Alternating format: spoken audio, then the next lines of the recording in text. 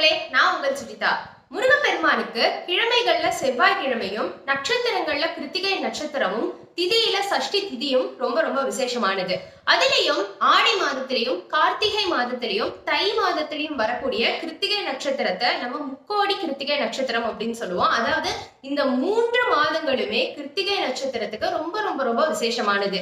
இந்த மாதம் ஆடி மாதம் கிருத்திகை நட்சத்திரத்துல நீங்க முருகப்பெருமானை எப்படி வழிபட்டால் உங்களுக்கு அதிக பலன்கள் கிடைக்கும், வழிபாடுகள்ல என்னென்ன செய்யலாம், விரதம் எப்படி இருக்கலாம் அப்படிங்கறத பத்தி தான் இந்த வீடியோல நம்ம டீடைலா பார்க்க போறோம். வாங்க வீடியோக்குள்ள போலாம். தாராசுரன் அப்படிங்கிற அரக்கனுடைய ஆட்டம் தாங்காம தேவர்கள் அந்த அரக்கனை வதம் செய்யறதுக்காக சிவபெருமான் கிட்ட வேண்டுறாங்க. உங்ககிட்ட இருந்து பிறக்கக்கூடிய குமரன் மூலமா தான் தாராசுரனை அழிக்க முடியும் அப்படின்னு சொல்லி கேட்கிறாங்க. இதனால சிவபெருமானினுடைய நெற்றி கண்ணில இருந்து தீ பிழம்பாக முருகப்பெருமான் உருவாகிறார். முருகப்பெருமான் குழந்தையாக 108 அடுக்கு கொண்ட அழகான தாமரை மேல வீற்றிருக்கார் ஒரு நதியில. அவரை பார்த்த கார்த்திகை பெண்களுக்கு அவரை எடுத்து வளர்த்தணும்னு ஆசை ஏற்படுது. ஆனா கார்த்திகை பெண்கள் 6 பேர் இருக்காங்க, முருகப்பெருமான் ஒரு குழந்தையா இருக்காரு. இந்த குழந்தைய நான் தான் வளர்த்துவேன்னு 6 பேருக்குள்ளேயே சண்டை ஏற்படுது.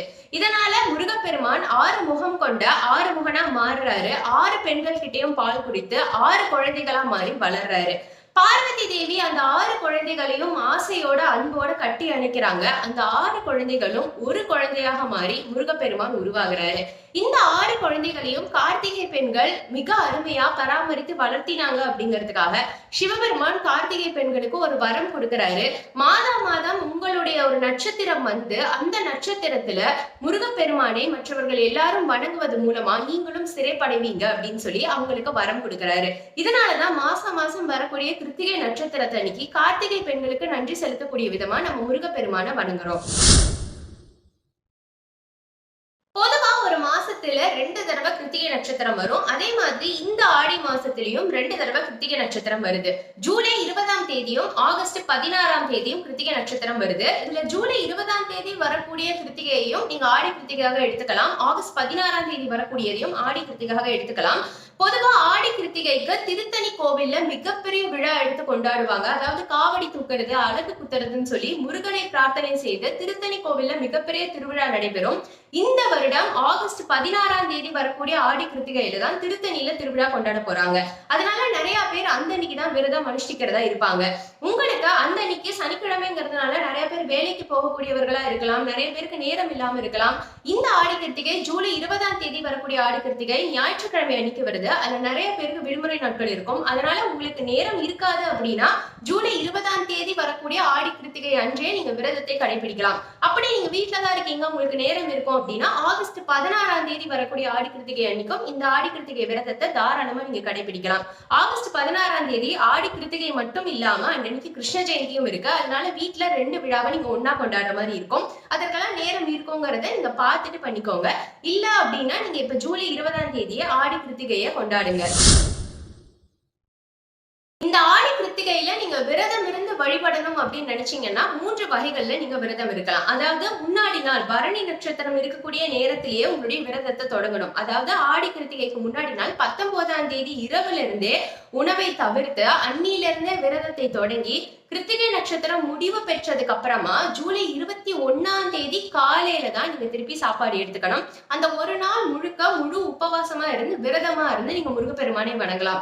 அப்படி உங்களுக்கு மாத்திரை போட வேண்டிய தேவை ஏதாவது இருக்கு, ஹெல்த் கண்டிஷன்ஸ் ஏதாவது இருக்கு, இல்ல உங்களால பசி தாங்க முடியாது அப்படின்னா வெறும் பாலும் பழமும் சாப்பிட்டு அந்த ஒரு நாள் முழுக்க பால் பழம் மட்டும் எடுத்துக்கிட்டு நீங்க பாதி விரதமா இருக்கலாம்.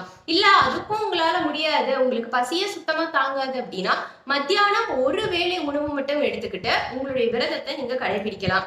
இல்ல எனக்கு விரதம்லாம் இருக்க விருப்பம் இல்ல, எனக்கு பெருமாளை வணங்குறது மட்டும் போதும் அப்படின்னு நினைச்சீங்கன்னா எப்பயும் போல நீங்க 3 வேளை உணவு சாப்பிட்டும் கூட இந்த விரதத்தை கடைபிடிக்கலாம். அதுல எந்த வித தவறுமே கிடையாது. விரதம் அப்படிங்கிறது மனசுல இருக்கக்கூடிய மற்ற எண்ணங்களை அகற்றி முருகப்பெருமானை நினைக்கக்கூடிய மனதால இருக்கக்கூடியதுதான் உண்மையான விரதம். உணவு கட்டுப்பாடு அப்படிங்கிறது நம்மளுடைய உடல் நலனுக்காக நம்ம செய்யக்கூடிய விஷயம் தான். முடிஞ்ச அளவுக்கு உங்களால எவ்வளவு தூரம் முருகப்பெருமானை நினைத்து இருக்க முடியுமோ அவ்வளவு தூரம் விரதம் இருந்தீங்கன்னா போதுமானது.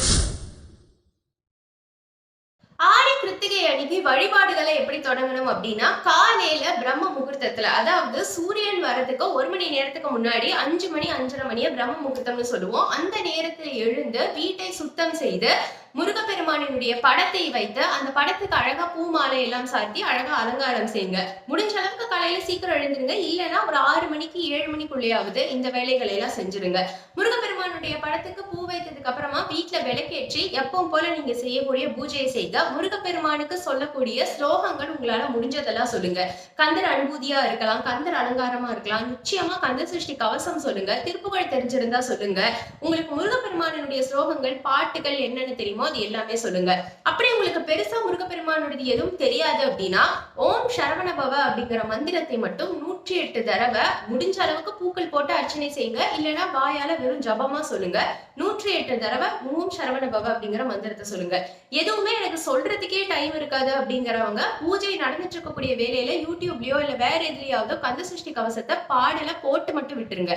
நீங்க பாட முடியலனாலும் அதை கவனிக்கிறதே அந்த இன்னைக்கு விசேஷமான ஒண்ணுதான். அதை போட்டு விட்டுட்டாவது முடிஞ்ச உங்களை பூஜைகள்லாம் செய்யுங்க. பூஜை செய்யும் பொழுது கட்டாயமா நீங்க நிவேதனம் வைக்கிறோம். நிவேதனம்ங்கிறது பால் பாயசமாவோ சக்கர பொங்கலாவோ இருந்தா ரொம்ப ரொம்ப நல்லது. முருகருக்கு மாலை சாற்றும் பொழுது அரளி பூ மாலையோ ரோஜா பூ மாலையோ செம்பருத்தி பூ மாலையோ இந்த மாதிரி செந்நிறம் இருக்கக்கூடிய மலர்கள்ல சாற்றுறது ரொம்ப ரொம்ப விசேஷமானது. முடிஞ்சா ரோஜாவோ இல்ல அரளியோ சாற்றுங்க. இல்ல எந்த பூ கிடைக்குதோ மல்லிப்பூ கூட நீங்க சாற்றலாம். ஆனா செந்நிறத்துல இருக்கக்கூடிய பூக்கள் முருகருக்கு ரொம்ப ரொம்ப விசேஷமானது, முருகருக்கு ரொம்ப ரொம்ப உகந்தது. இந்த மந்திரங்கள் எல்லாம் நீங்க சொல்லி முடிச்சு பூஜைகளை செஞ்சதுக்கு அப்புறமா பக்கத்திலேயே எப்பவும் கற்பூரமும் ஒரு தட்டு வச்சுக்கோங்க. தீப ஆரத்தி முருகருக்கு காமிச்சதுக்கு அப்புறமா இந்த பிரசாதத்தை நீங்க ஒரு வாய் நிச்சயமாக சாப்பிடணும். நீங்க விரதம் இருக்கக்கூடியவர்களாவே இருந்தாலும் கூட, ஒரு நாள் முழுக்க நான் உபவாசமா இருந்துட்டு இருக்கேன் எதுவுமே சாப்பிட மாட்டேன் அப்படின்னாலும் கூட இந்த பிரசாதத்துல ஒரு வாய் நீங்க நிச்சயமா சாப்பிடலாம். ஏன்னா அது முருகருக்காக படைக்கப்பட்டது, முருகர் உங்களுக்கு கொடுத்திருக்கிறது. அதனால நிச்சயமா அதை நீங்க ஒரு வாய் சாப்பிடலாம். அதுல எந்த வித தப்பும் கிடையாது. நீங்களும் உங்களுடைய குடும்பத்தினரும் முடிஞ்சா பக்கத்து வீட்டுல தெரிஞ்சவங்களுக்கு கூட இந்த பிரசாதத்தை நீங்க கொடுக்கலாம். ஆடி கிருத்திகைக்கு முருகப்பெருமானுக்கு விரதம் இருக்கிறது மூலமா உங்களுக்கு என்னென்ன நன்மைகள் கிடைக்கும் அப்படின்னா திருமண வரம் கிடைக்கும். ஏன்னா திருமண வரத்தை அருளக்கூடிய கடவுளாக முருகப்பெருமான் இருக்காரு. குழந்தை வரம் நிச்சயமாக கிடைக்கும். குழந்தை அப்படின்னாலே முருகப்பெருமான் தான். அந்த அளவுக்கு குழந்தை வரத்தை அருளக்கூடிய பகவானா முருகப்பெருமான் இருக்காரு.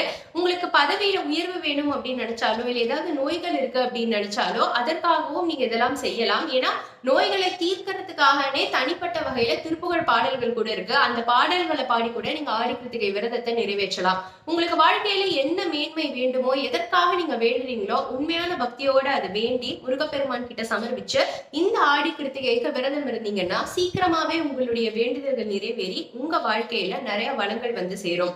இதே மாதிரி நான் வேற ஏதாவது விஷயங்களை பத்தி பேசணும் அப்படின்னு நினைச்சீங்கன்னா மறக்காம கமெண்ட் செக்ஷன்ல சொல்லுங்க. கண்டிப்பா அப்கமிங் வீடியோஸ்ல அதை பத்தி பேசலாம். இந்த வீடியோ உங்களுக்கு பிடிச்சிருந்ததுன்னா ஒரு லைக் கொடுத்துட்டு நம்ம சேனலை சப்ஸ்கிரைப் பண்ணிக்கோங்க. அப்பதான் நான் அடிக்கடி போடுற கண்டென்ட்ஸ் உங்களுக்கு வந்து சேரும்.